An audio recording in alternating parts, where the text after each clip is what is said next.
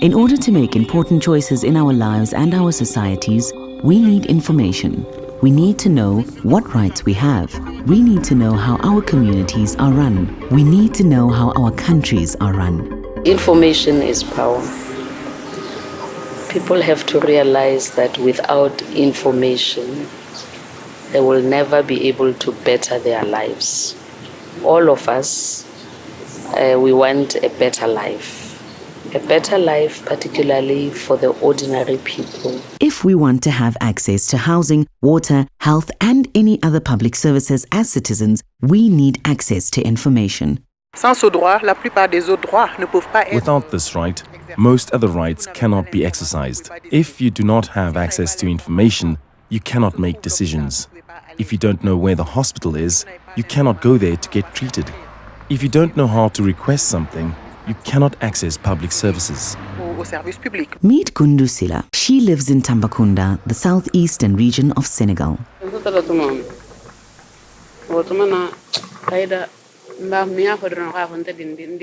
I was a teenager when I got fistula. I had to leave the countryside to come to town.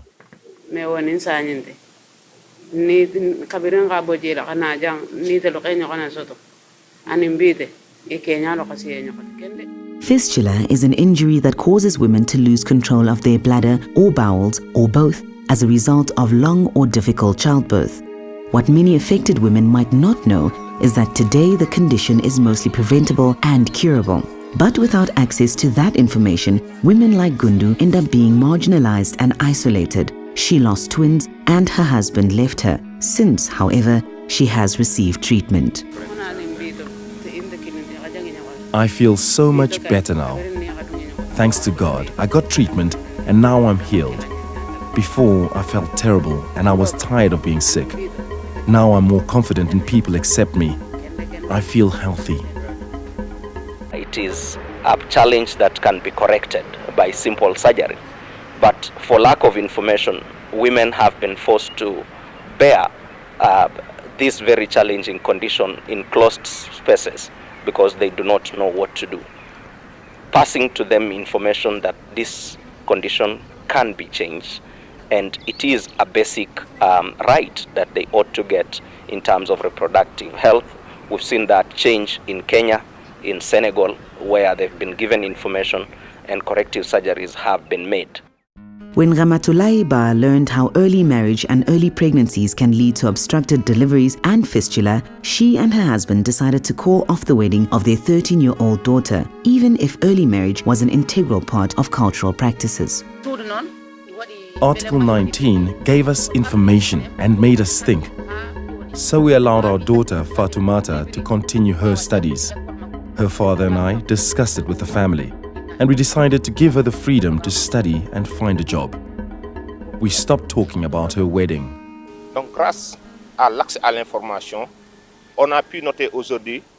Thanks to access to information, many practices changed.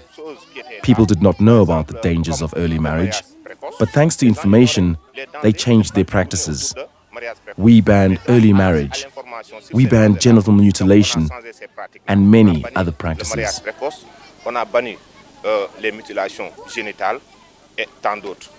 In Cape Town, South Africa, we found another example of how information can improve people's lives and how people access important basic services.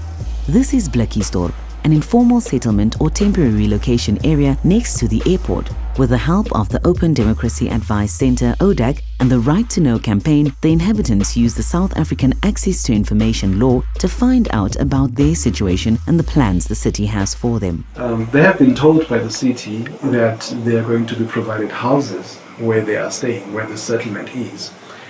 However, they've also heard that the airport, which owns the land where they are, is actually planning to expand the runway, which means they're going to be moved. So there's this confusion about, are we staying, are we going? If we're going, where are we going? Who's going to qualify to be allocated houses? At the beginning, they said it was a temporal housing. Up until I've been living here, up until 8 years now, from the information they gave it to us now. Now I know I was not supposed to be here by now. I would say to have information, access to information is very, very important. Because if we didn't know about this realignment, nothing would even have happened. You see, SATU would have just come in and just kicked us out. You see, that's what they normally do. You see, so I think for information, and that's why every bit and piece of information that we are getting is so valued to us. For the first time in 8 years, they came and explained the whole process of the airport runway and where people will be moved to, and the conditionalities of who qualify for housings or who do not qualify.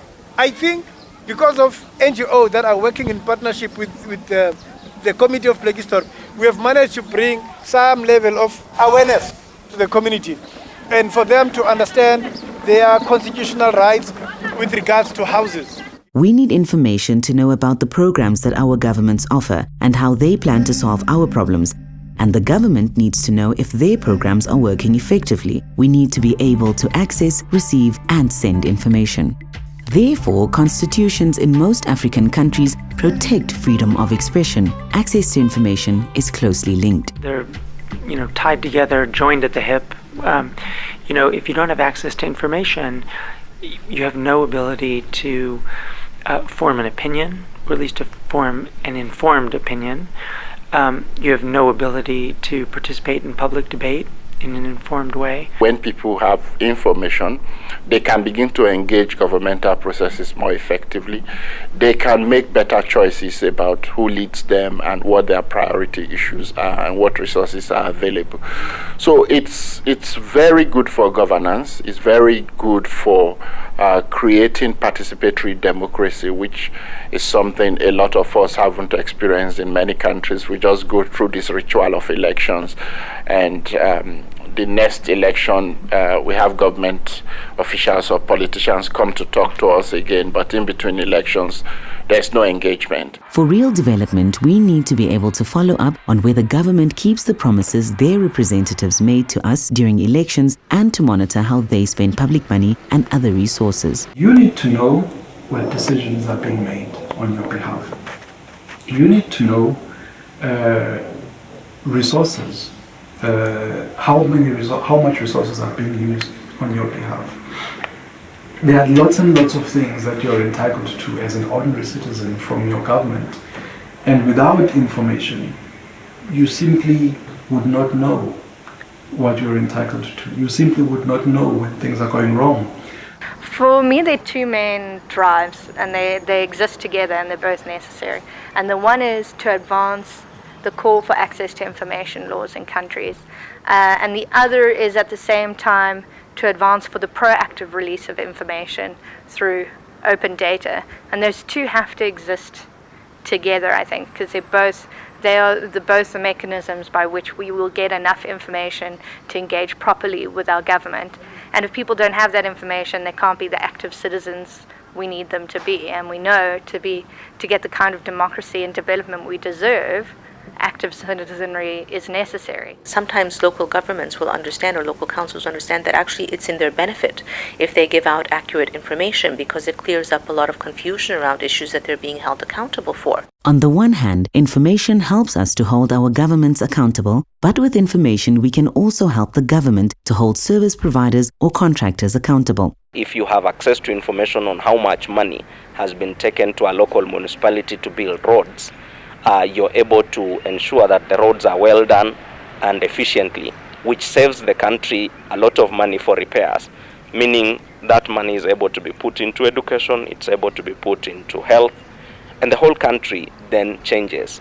Development happens and we can all witness it. But without access to information, the thinking that we can develop and develop in secrecy, I think is not going to happen.